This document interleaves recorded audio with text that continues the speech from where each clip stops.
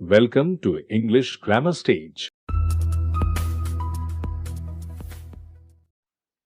इस वीडियो में present perfect tense के वाक्य बनाने के नियम उदाहरण के साथ समझेंगे। सबसे पहले हम पहचान जानते हैं। जिन वाक्यों के अंत में चुकेगा, चुकेगी, चुकेंगे, चुकूंगा, चुका होगा, चुकी होगी, चुके होंगे आदि शब्द आते हैं, फ्यूचर परफेक्ट टेंस कहलाता है। उदाहरण के तौर पर हमने लिया है राहुल विद्यालय जा चुका होगा। देखिए चुका होगा यहाँ पर आ गया है ना, जो हमने पहचान में बताया वही आ गया। तो इससे पता चलता है कि यह जो ट्रांसलेशन है फ्यूचर परफेक्ट टेंस का ट्रांसलेशन है। आइए अब हम जानते हैं इनको बनाने के नियम क्या होते हैं। सबसे पहले हम साधारण वाक्यों को बनाने का नियम बताएंगे उदाहरण के साथ। तो हम हेडिंग डालते हैं साधारण वाक्य या फिर अफर्मेटिव सेंटेंस।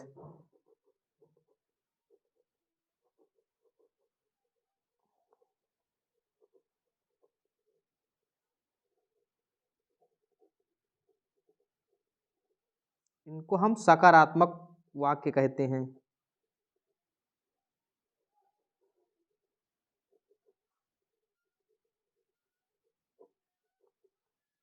नियम नंबर 1,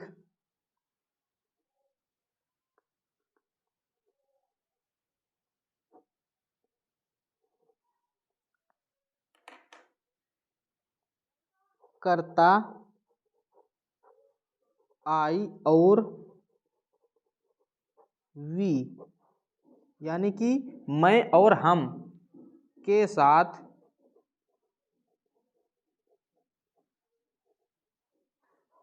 सहायक क्रिया के रूप में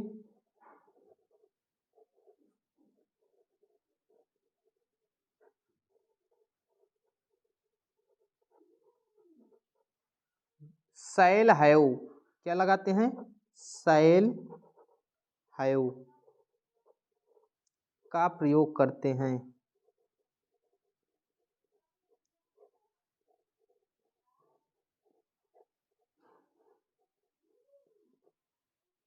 नियम नंबर 2, देखिए कर्ता आई और वी को छोड़ करके जितने भी कर्ता होते हैं हम यहाँ लिख दे रहे हैं अन्य सभी कर्ता, अन्य सभी कर्ता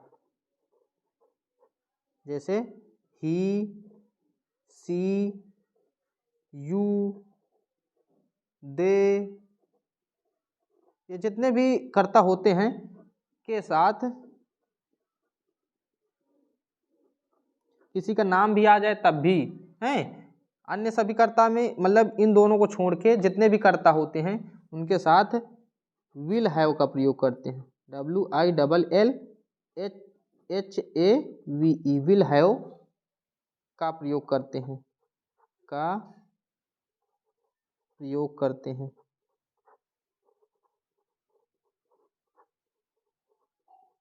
देखिए इसमें अन्य कर्ता सब आ जाते हैं, ही, सी, इट, यू, दे और किसी का नाम, इसके साथ सहायक क्रिया विल हैव का प्रयोग करते हैं। ठीक, और तीसरा नियम है, तीसरा नियम आप लोग लिख लें। तीसरा नियम होता है कि मुख्य क्रिया की थर्ड फॉर्म लगाते हैं। जैसे हर परफेक्ट टेंस में, जैसे प्रेजेंट परफेक्ट में या फिर पास्ट परफेक्ट में हम मुख्य क्रिया का थर्ड फॉर्म लिखते थे, तो इसी प्रकार इसमें भी मुख्य क्रिया का थर्ड फॉर्म लिखते हैं, third form, THIRD, third form लगाते हैं।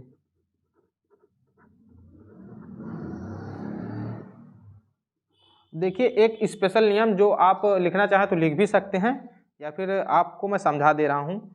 देखिए जब आप थोड़ा बड़े वाक्यों को करेंगे तो आपको इस प्रकार के वाक्य मिलेंगे, जैसे उसके सोने से पहले, उसके सोने से पहले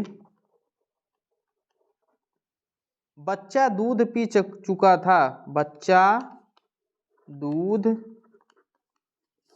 पी चुका था, पी चुका होगा, था नहीं होगा क्योंकि यहाँ ये फ्यूचर परफेक्ट टेंस है ना, तो यहाँ पर होगा आ जाएगा। उसके सोने से पहले बच्चा दूध पी चुका होगा, तो यहाँ पर ध्यान दीजिए, ये टेंस अलग है, ये टेंस अलग है ना। बच्चा दूध पी चुका होगा, ये टेंस हमें पता चल रहा है कि ये फ्यूचर परफेक्ट का है, लेकिन इसके साथ में ये भी लगा है, तो ये टेंस तो है फ्यूचर परफेक्ट, लेकिन इसको हम क्या करेंगे, जो पहले शब्द लिखा रहता है उसके पहले वाले इस तरफ मतलब लेफ्ट साइड वाले को हम प्रेजेंट इंडिफिनिट में हल करेंगे। काहे में हल करेंगे? प्रेजेंट इंडिफिनिट में। तो ये नियम आपको बता दे रहे हैं साथ में, ताकि आपको कठिनाई ना हो। देखिए पहले हम आपको इसका मेथड बता देते हैं कि वाक्यों को कैसे कैसे जोड़ना है, इसके बाद आपको उदाहरण के तौर पर यहाँ बताएंगे। वाक्य बनाने का मेथड क्या होता है ये भी हम लिख देते हैं। सबसे पहले कर्ता,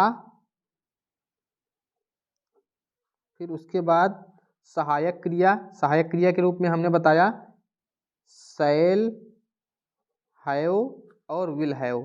ठीक, तो शैल विल एक साथ हम लिख दे रहे हैं और हैव अलग लिख दे रहे हैं। ठीक, क्योंकि ये दोनों के साथ लगता है, ये सेम रहता है।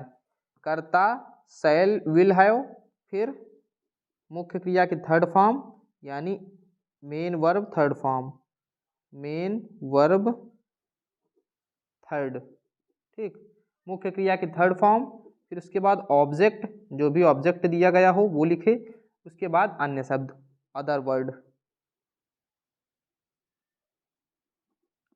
ये इसका मेथड होता है, आप लोग नोट कर लें। कर्ता, फिर शैल हैव या विल हैव, इसके बाद मेन वर्ब की थर्ड फॉर्म, फिर ऑब्जेक्ट, फिर अदर वर्ड। ठीक, अब हम वाक्य को बनाना स्टार्ट करते हैं। हमारा पहला वाक्य था राहुल विद्यालय जा चुका होगा, है ना। तो हम लिखते हैं यहाँ पर राहुल विद्यालय जा चुका होगा। ये हमारा वाक्य है। इसको हम बनाएंगे कैसे, ध्यान दीजिएगा। सबसे पहले हम यहाँ पर इसके हिसाब से चलेंगे, ये जो मेथड दिया गया है इसके हिसाब से। कर्ता, कर्ता क्या है? राहुल, RAHUL।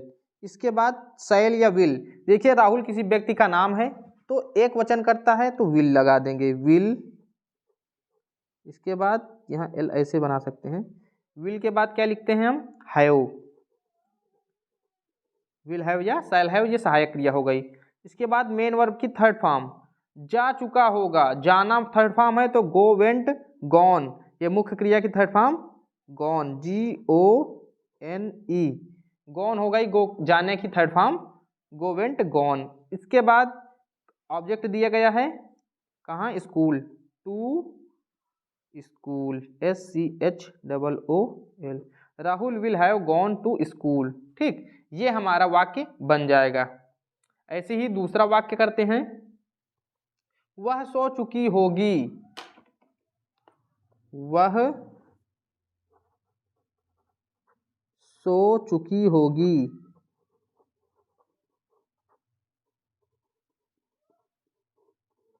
देखिए इसको कैसे सॉल्व करेंगे, इसको कैसे ट्रांसलेट करेंगे, ध्यान दीजिएगा। सबसे पहले कर्ता सी मीन्स वह, फिर विल हैव, ये एक साथ सहायक क्रिया है विल हैव। ठीक, और सोना की अंग्रेजी क्या होती है? स्लीप, तो स्लीप स्लेप्ट स्लेप्ट, है ना, sleep slept slept. She will have slept, और उसके आगे कर्म नहीं है तो यही हमारा ये अनुवाद हो जाएगा, ट्रांसलेशन हो जाएगा। अब देखिए हम थोड़ा बड़े ट्रांसलेशन कराते हैं जिनमें दो भागों में वाक्य रहता है, उसको भी ध्यान से देखिएगा। मेरे स्टेशन पहुंचने से पहले ट्रेन आ चुकेगी, मेरे स्टेशन पहुंचने से पहले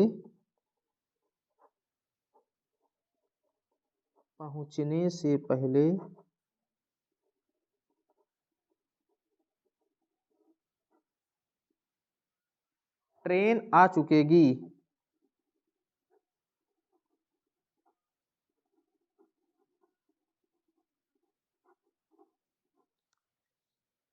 देखिए हमारा वाक्य ये दिया गया है, मेरे स्टेशन पहुंचने से पहले ट्रेन आ चुकेगी। तो हम इसको छोड़ देंगे, यहाँ से जो पहले का वर्ड है ये सेंटेंस है इसको छोड़ देंगे, हम लिखेंगे ट्रेन आ चुकेगी का ट्रांसलेशन करेंगे, किसमें? फ्यूचर परफेक्ट टेंस में। तो इसको सबको अभी भूल जाइए कुछ देर के लिए। हम क्या लिखेंगे? ट्रेन आ चुकेगी, तो लिखेंगे the train, TRAIN, the train will have come, came, come, है ना, कम, केम, कम, थर्ड फॉर्म क्या हो जाएगी? Come. The train will have come. अब इसके बाद कैसे बनाएंगे? पहले की अंग्रेजी लिख देंगे बिफोर, BEFORE, और इसको जो हम ट्रांसलेट करेंगे वो प्रेजेंट इंडेफिनिट टेंस में ट्रांसलेट करेंगे। मेरे स्टेशन पहुंचने से पहले, ये मेरे स्टेशन पहुंचने से, इसको हम लिखेंगे आई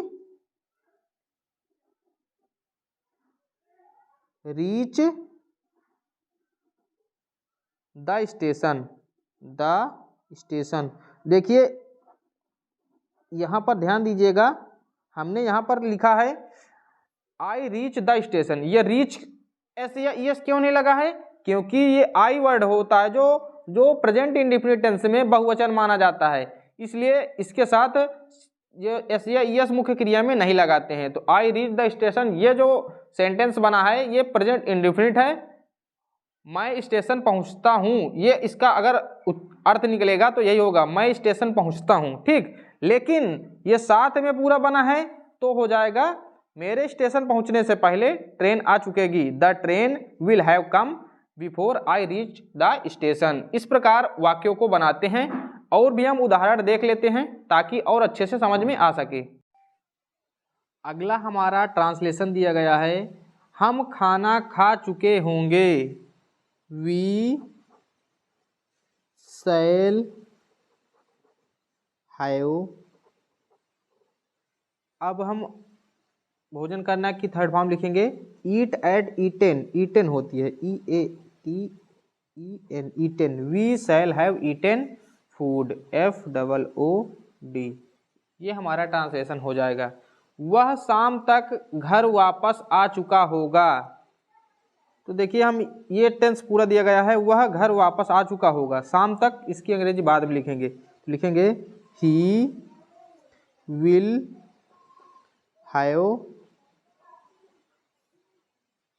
वापस आना की अंग्रेजी होती है रिटर्न, है ना,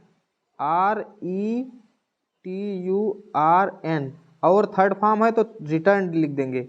वापस आना पूरी अंग्रेजी होती है वापस आना, रिटर्न्ड थर्ड फॉर्म लगती है, he will have returned home. आगे क्या लिखेंगे? शाम तक। तो शाम तक की अंग्रेजी हम लिखते हैं जब कभी भी समय दिया गया हो 5 बजे तक या शाम तक या सुबह तक, तो बाई और टाइम लिख देते हैं। टाइम क्या दिया गया? शाम, तो इवनिंग, EVENING, इवनिंग, ठीक। अगर हमें समय दिया होता कि 12 बजे तक तो लिखते बाई 12 o'clock। इसी तरह अगला हम ट्रांसलेशन करते हैं, तुम्हारे जाने से पहले मैं पत्र लिख चुकूंगा। देखिए पहले शब्द इसमें आ गया है तो ये इतना भूल जाते हैं, अभी के लिए हम इतना भूल जाते हैं। ट्रांसलेशन हम करेंगे सिर्फ इतने का, मैं पत्र लिख चुकूंगा, तो लिखेंगे आई शैल हैव राइट और रॉट रिटेन, WRITTEN, रिटेन, है ना। इसका थर्ड फॉर्म क्या होगा? Written. I shall have written the letter, LETTER, I shall have written the letter. अब आगे हम क्या लिखेंगे? बिफोर, BEFORE, बिफोर, तुम्हारे जाने से, तो लिखेंगे यू गो, बिल्कुल सिंपल इसको बनाना है। थोड़ा सा भी आपको ऐसा लग रहा होगा कि ये कैसे आ गया, है ना। जब आप बहुत सारी प्रैक्टिस करेंगे तो ये आप सीख जाएंगे। यू गो, ये मतलब हमारा जो प्रेजेंट इंडेफिनिट टेंस होता है, हमने जो पढ़ा है उसी के हिसाब से ये बिफोर के बाद जो आता है वो लिखते हैं। आइए अब हम समझते हैं फ्यूचर परफेक्ट टेंस के अंतर्गत नकारात्मक वाक्यों को बनाने का मेथड और उदाहरण। जब वाक्य नकारात्मक दिया गया हो तो उसका मेथड आप पहले लिख लीजिए, फिर उसके बाद हम स्टार्ट करते हैं। देखिए वाक्य दिया गया है, मेरे सोने से पहले तुम अपना निबंध पूरा नहीं कर चुकोगे। देखिए नहीं दिया गया है, इससे पता चलता है कि यह वाक्य नकारात्मक है। तो इसके लिए कुछ मेथड में चेंज नहीं होता, बस थोड़ा सा चेंज होता है। क्या होता है चेंज? देखिए मैं लिख दे रहा हूँ, आप ध्यान दीजिएगा। पहले हम कर्ता लिखते हैं, फिर विल या शैल लिखते हैं, इसके बाद हम तुरंत नॉट लगा देंगे। ठीक, तुरंत बाद क्या लगा देंगे? नॉट लगा देंगे, NOT। इसके बाद हैव लिखेंगे। देखिए ये पहले हम क्या करते थे कि विल और शैल के बाद तुरंत हैव लगा देते थे। अब आपको क्या करना है? तुरंत बाद में नॉट लगा देना है। ठीक, इसके बाद सेम प्रोसेस उसी तरह रहेगा। थर्ड फॉर्म मेन वर्ब की, ठीक, MV थर्ड, और इसके बाद ऑब्जेक्ट, और इसके बाद अन्य शब्द, अदर वर्ड। तो इसी के हिसाब से हम वाक्य को करते हैं ट्रांसलेट। मेरे सोने से पहले तुम अपना निबंध पूरा नहीं कर चुकोगे। पहले शब्द आ गया है तो इसको भूल जाइए कुछ देर के लिए। इतना क्या है हमारा टेंस? तुम अपना निबंध पूरा नहीं कर चुकोगे। यू विल नॉट हैव, पूरा करना क्या होता है? कंप्लीट या फिनिश। तो कंप्लीट, COMPLETED, कंप्लीटेड है ना, क्योंकि थर्ड फॉर्म लिखते हैं। You will not have completed, और तुम के साथ अपना की अंग्रेजी होती है योर, YOUR, और निबंध की एसेज है ना, एसेज, ऐसे मीन्स निबंध। और अब आगे क्या करेंगे? मेरे सोने से पहले, बिफोर आई स्लीप, क्या लिख देंगे? I sleep. देखिए आई स्लीप कहाँ से आया? ये हमने बताया था कि प्रेजेंट इंडेफिनिट टेंस में बना दिया जाता है ना। जो ये जो शुरू का वाक्य होता है जिसमें पहले लगा होता है उसका बाईं तरफ का, बिफोर आई स्लीप।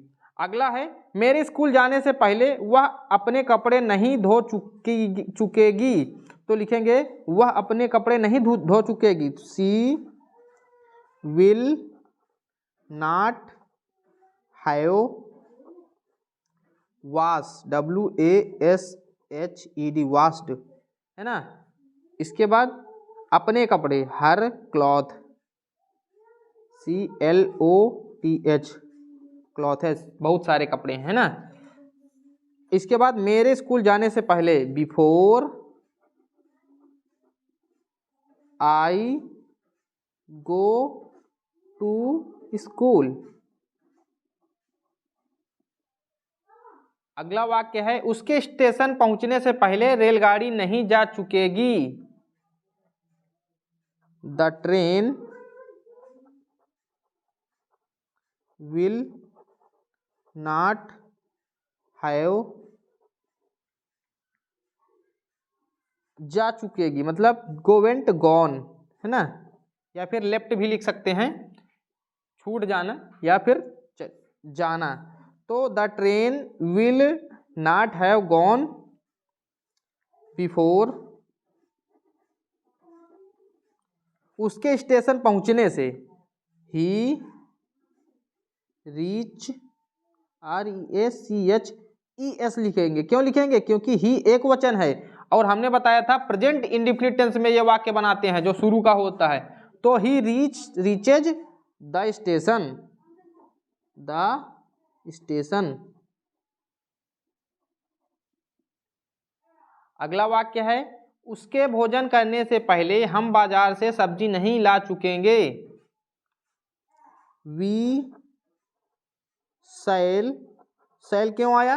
क्योंकि आई और वी के साथ सहायक क्रिया के रूप में सैल का प्रयोग करते हैं, सैल हैव है ना। लेकिन इसके हिसाब से हमको चलना है, ये जो दिया गया है ना, सैल हैव एक साथ नहीं लिख देना, क्योंकि नकारात्मक वाक्यों में सैल और विल हैव के बाद में जो नॉट बीच में लगाते हैं, तो उसी के हिसाब से लिखते हैं। वी सैल नॉट हैव, लाना की अंग्रेजी होती है ब्रिंग, तो bring, brought, BROUGHT। We cell not have brought, सब्जी क्या होती है? Vegetable, VEGETABLE। VEGTABLE vegetable, vegetables लिखेंगे, बहुत सारी सब्जियां होंगी तो वेजिटेबल्स। बाजार से, फ्रॉम, मार्केट, MARKET। अब आगे क्या बचा, उसके भोजन करने से पहले, तो बिफोर लिखेंगे, बिफोर, उसका मतलब ही है ना, ही ईट, EAT, ईट मीन्स खाना या भोजन करना, है ना। ये हमारा ट्रांसलेशन हो जाएगा। देखने में ये ट्रांसलेशन बड़े लगते हैं, लेकिन आप अगर इस नियम के अनुसार चलते हैं तो ट्रांसलेशन बहुत ही सरल होते हैं। पहले जब मैं छोटा था तो मुझे भी बहुत कठिन लगा करते थे, लेकिन जैसे जैसे मैंने इनको पढ़ा और ज़्यादा से ज़्यादा प्रैक्टिस की तो मुझे भी ये सरल लगने लगे। पुलिस के आने से पहले चोर नहीं भाग चुकेगा, ये ट्रांसलेशन करेंगे, चोर नहीं भाग चुकेगा। द थीप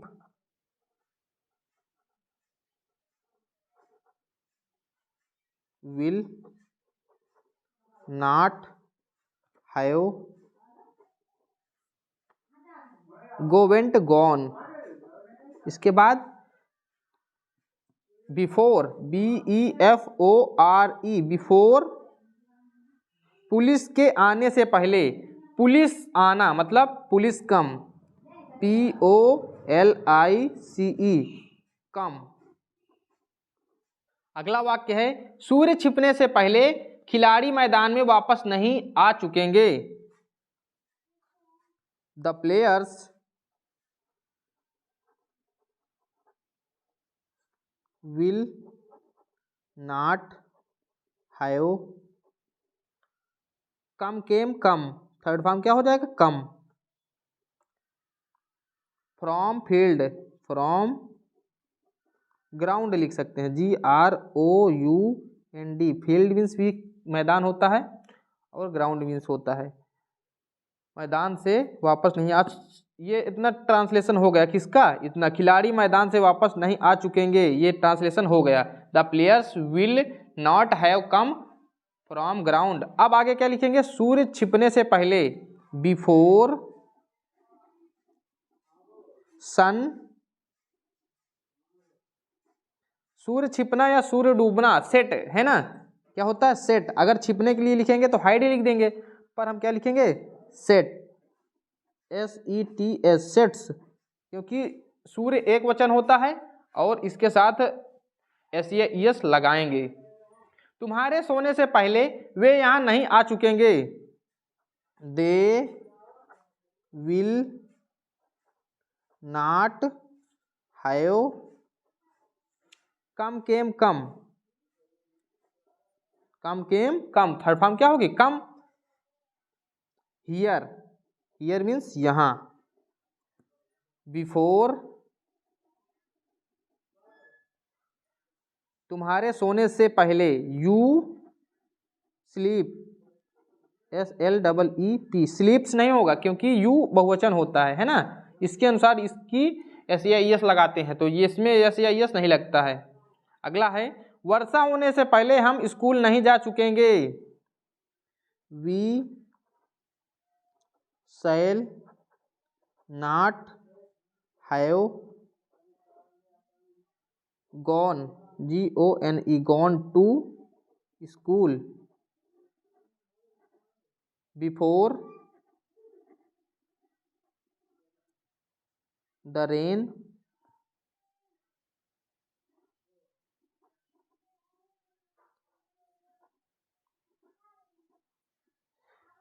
देखिए, वर्षा होना, अगर यहाँ पर हम लिखें वर्षा होना तो रेन मीन्स वर्षा होना होता है, तो द रेन्स, ठीक। लेकिन यहाँ पर वर्षा और उसके बीच में क्या हो, वर्षा होना, बिगिन लिखेंगे, होने की अंग्रेजी क्या लिखेंगे, बिगिन, BEGINS,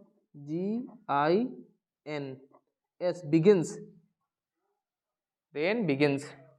अगला, राहुल 10 बजे तक कॉलेज नहीं पहुंच चुकेगा। देखिए, इसमें दो वाक्य नहीं दिए गए हैं, है ना, पहले शब्द नहीं आया है, तो इसको एक साथ करेंगे। करता क्या है हमारा, Rahul, Rahul will not have, आपको कुछ देखना नहीं है, इस नियम के अनुसार चलना है, कभी भी ट्रांसलेशन में गलती नहीं होगी। जैसे मैं अब कर लेता हूँ, पहले मैं भी नहीं कर पाता था, अब लेकिन बना लेता हूँ। राहुल विल नॉट हैव, पहुंचना क्या होती है, reach, REACHED, reached. Rahul will not have reached the college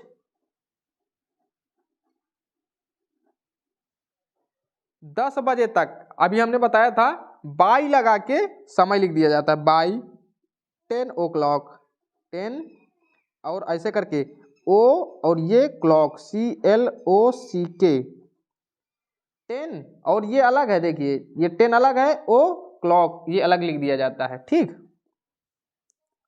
तुम्हारे आने से पहले मैं अपना पाठ याद नहीं कर चुकूंगा। देखिए ये पहले आ गया है तो इसका मतलब इसको हम ढक लेंगे कुछ देर के लिए। मैं अपना पाठ याद नहीं कर चुकूंगा, I shall not have learn, LEARNED, learned, है ना, थर्ड फॉर्म हो जाएगा। माई लेसन, LESSON, अपना पाठ की अंग्रेजी हो गई माई लेसन।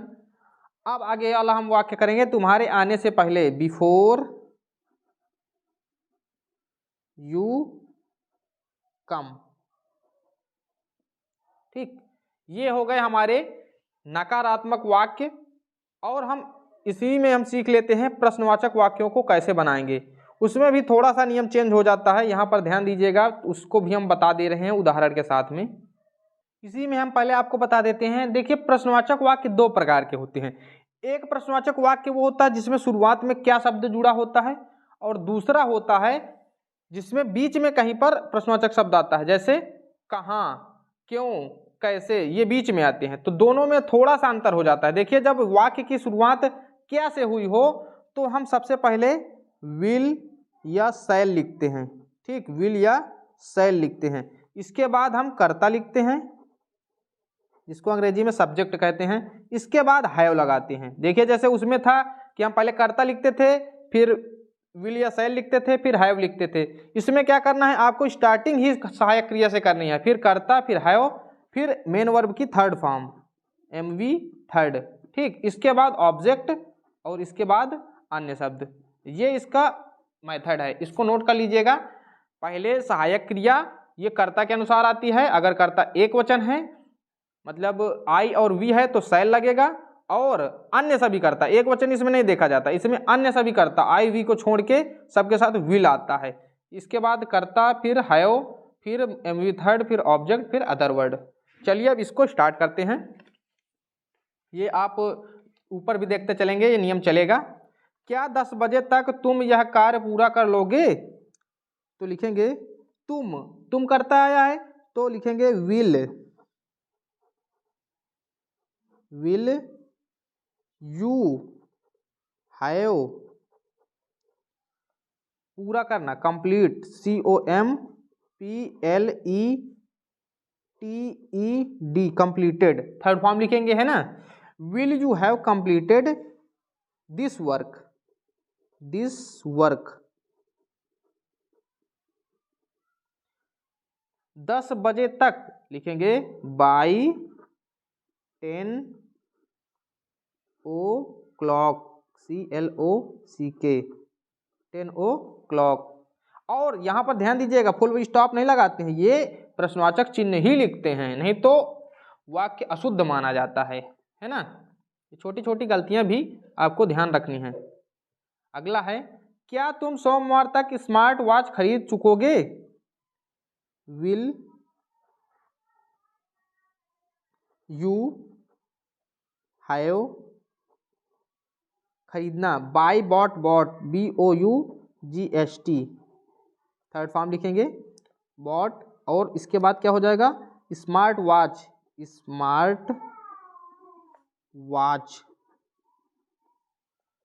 सोमवार तक बाई मंडे MONDAY, सोमवार तक।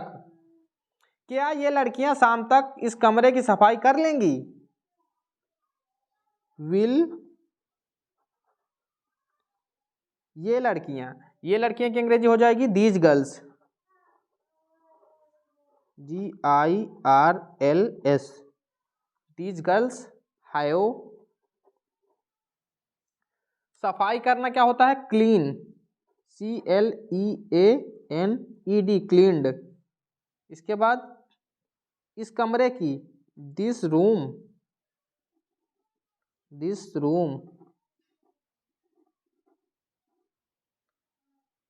शाम तक, बाय इवनिंग।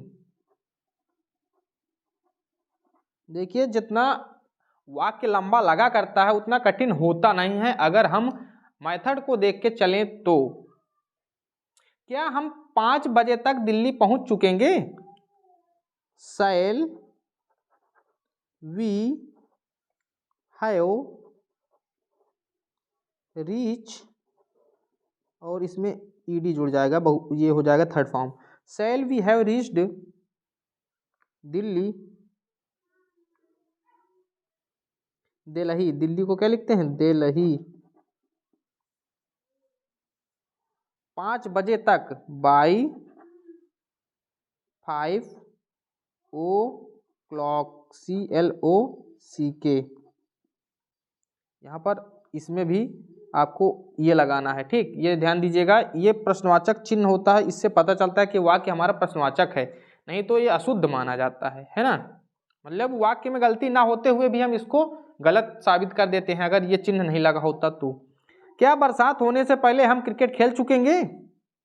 देखिए इसमें भी पहले वाला आ गया, तो इसको कैसे करेंगे? तो हम क्या करेंगे, इसको बस ढकेंगे।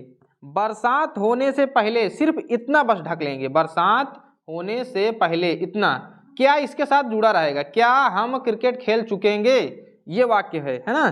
तो लिखेंगे shall we have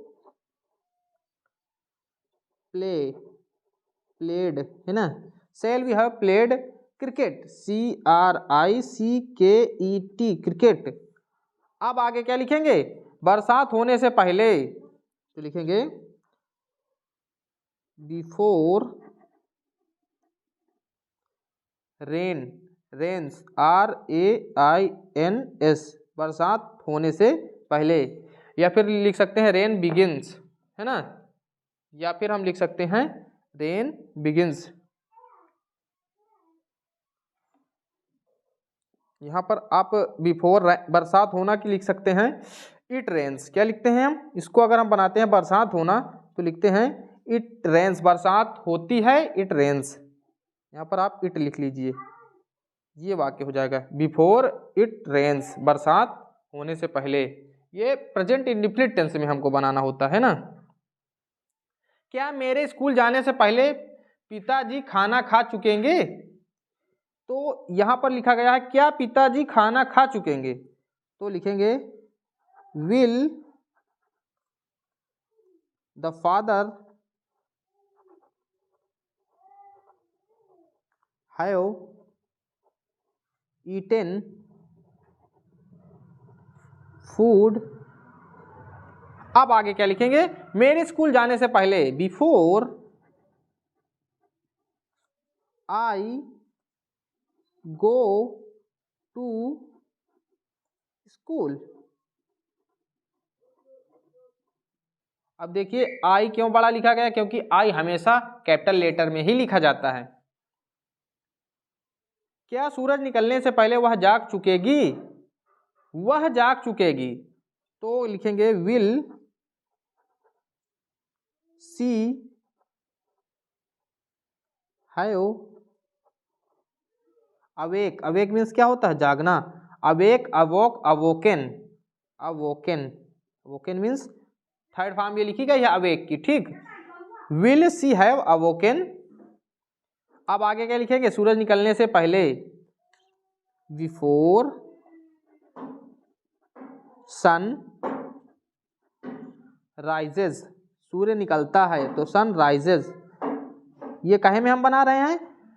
present indefinite tense में सन राइजेज, सूर्य निकलता है। ये हमेशा बाद में जो बनता है बिफोर सनराइजेज जो लिखा हमने, ये प्रेजेंट इंडेफिनिट टेंस में बन रहा है। ठीक, क्या मास्टर जी के आने से पहले हम क्रिकेट खेल चुकेंगे? तो प्रश्न क्या लिखा गया? क्या हम क्रिकेट खेल चुकेंगे? ये है, ये वाला जो इसको अभी छुपा लेते हैं, मास्टर जी के आने से पहले इसको पूरा ढक लेते हैं और इसको बस हल करते हैं। तो लिखेंगे shall we have played the cricket अब आगे क्या लिखेंगे? मास्टर जी के आने से पहले, बिफोर टीचर कम्स। क्यों? टीचर एक है ना, अगर बहुत से होते तो फिर हम केवल कम लिखते। कम्स, ये क्या है? प्रेजेंट इंडेफिनिट टेंस में हम एस या ईएस लगाते हैं मुख्य क्रिया में, है ना। यहाँ पर भी आप ये लगा लिया करना।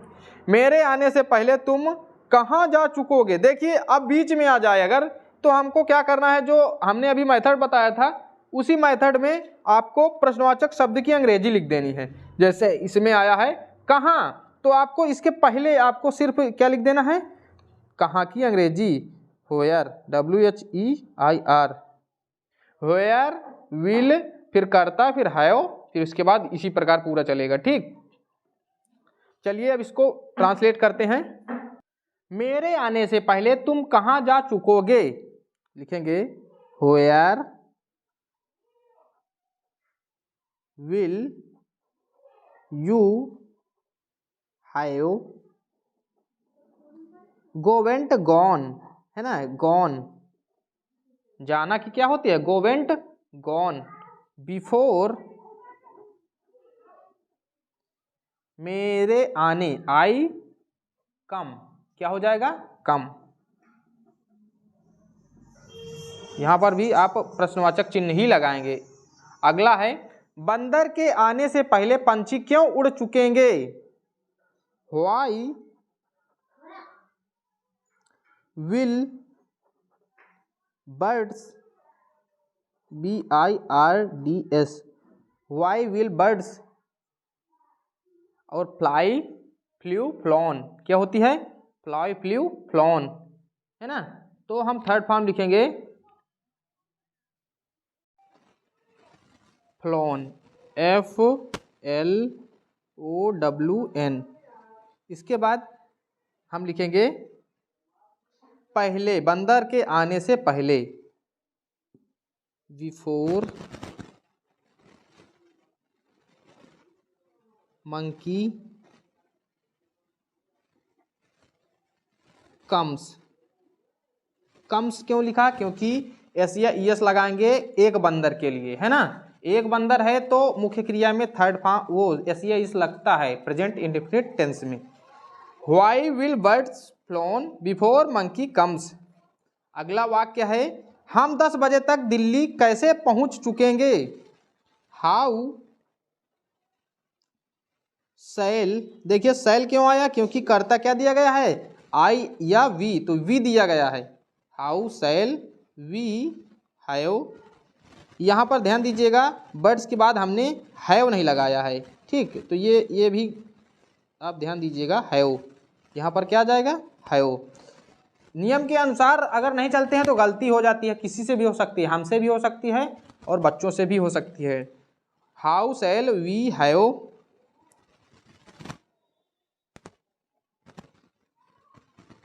हाउ शैल वी हैव, इसके बाद हमारा नियम जो कहता है उसी के हिसाब से हम जोड़ते चलेंगे। हाउ शैल वी हैव, मुख्य क्रिया क्या है? पहुंचना, तो रीच, REACHED, रीच्ड। कहाँ? दिल्ली, दिल्ली। 10 बजे तक, बाई 10 o'clock, CLOCK।